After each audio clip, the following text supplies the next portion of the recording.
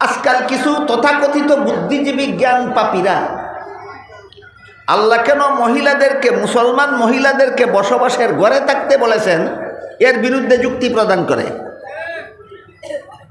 যুক্তি প্রদান যতভাবে যুক্তি দিয়ে থাকে, এর মধ্যে একটা যুক্তি হলো, পুরুষ যদি পথে ঘাটে হাটে মাঠে শহরে বন্দরে যেখানে সেখানে পর্দা ছাড়া বুরকা ছাড়া ঘোরাফেরা করতে পারে, বিচরণ করতে পারে, মহিলারা বসবাসের ঘরে থাকবে কেন?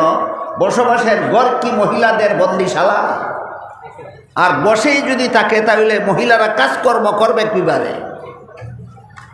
এই সমস্ত জ্ঞান পাপীরা জানেও না যে মহিলাদের জীবনে আল্লাহ কি কি কাজ দিয়েছেন আর পুরুষের জীবনে কি কি কাজ দিয়েছেন, তাও জানে না। এজন্য আমরা একটু পরিষ্কারভাবে বোঝার চেষ্টা করি, মহিলাদেরকে আল্লাহ যেসব কাজ দিয়েছেন ওইসব কাজের উপযুক্ত পরিবেশই বসবাসের ঘর, আর পুরুষদেরকে আল্লাহ যেসব কাজ দিয়েছেন সেগুলি করার পরিবেশ বসবাসের ঘর নয়।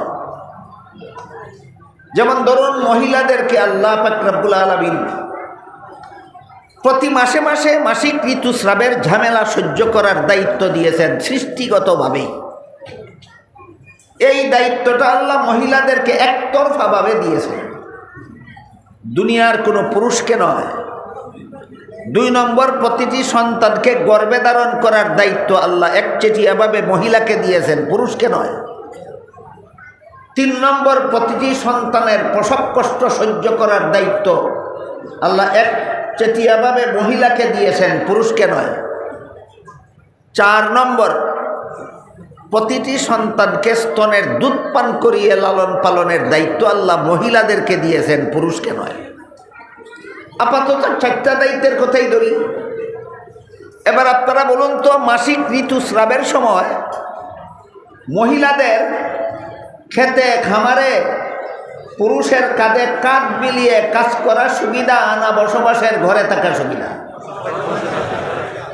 সন্তান গর্ভে নিয়ে সড়কে মাটি কাটা সুবিধা না বসবাসের ঘরে থাকা সুবিধা? সন্তান প্রসবের সময় সংসদ ভবন সুবিধা না বসবাসের ঘর সুবিধা?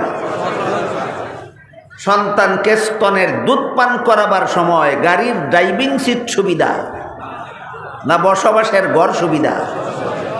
তাহলে আল্লাহ মুসলমান মহিলাদেরকে বসবাসের ঘরে অবস্থান করতে বলেছেন অযৌক্তিকভাবে না চূড়ান্ত যুক্তিসম্মত?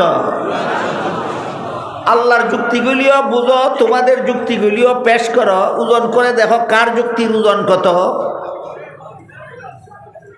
কাজেই যারা বলে মহিলারা ঘরে বসে থাকলে, ইসলামের বিধান মানলে মহিলাদের ঘরে বসে থাকতে হবে, ঘরে বসে থাকলে কাজ করবে কখন? বুড়ার ডিম জানেই না মহিলার জীবনের কাজ কোনগুলি। মহিলার জীবনের কাজ কি তাও জানে না। মহিলার জীবনে প্রধান কাজ 4টা, পুরুষের জীবনের প্রধান কাজ, সংসার জীবনে পুরুষের প্রধান কাজ মাত্র একটা। মহিলার কাজ 4টা, পুরুষের কাজ একটা। মহিলার কাজ 4টা, পুরুষের কাজ একটা। মহিলার 4 কাজের প্রথম কাজ প্রতি মাসে ঋতুস্রাবের ঝামেলা সহ্য করা, দ্বিতীয় কাজ সন্তান গর্ভে ধারণ করা, তৃতীয় কাজ সন্তান প্রসব করা, চতুর্থ কাজ সন্তানকে স্তনের দুধ পান করাইয়া লালন পালন করা। বলুন, মহিলার কাজ কটা? 4টা। পুরুষের কাজ মাত্র একটা, উপার্জনের শ্রম খাটা। উপার্জনের শ্রম খাটা পুরুষের কাজ। মহিলাকে দিয়ে যদি উপার্জনের শ্রম খাটাতে চাও তাহলে মহিলার 4টার একটা অন্তত তুমি নিয়ে যাও। মহিলাদের 4 কাজের একটাও সে নিতে পারবে না, আবার নিজের কাজটাও মহিলা দিয়া করাবে। এই পুরুষটা দুনিয়াতে আসলো কি গুড়ার ঘাস কাটতো? এবার বুঝে থাকলে বলুন, আল্লাহ যে মুসলমান মহিলাদের বসবাসের ঘরে অবস্থানের নির্দেশ দিয়েছেন কতটুকু অযৌক্তিক না চূড়ান্ত যুক্তিসম্মত?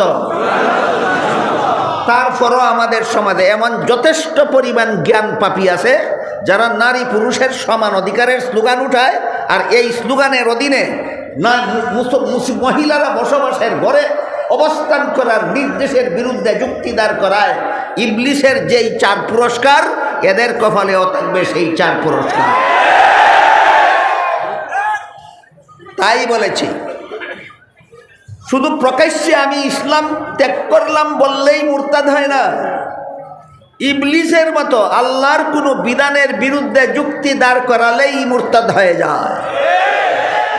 মুরতাদ হওয়ার পদ্ধতি দুইটা, একটা হলো আগে মুসলমান ছিল, এখন বলে আমি এখন আর মুসলমান না, এইটা প্রকাশ্যে মুরতাদ।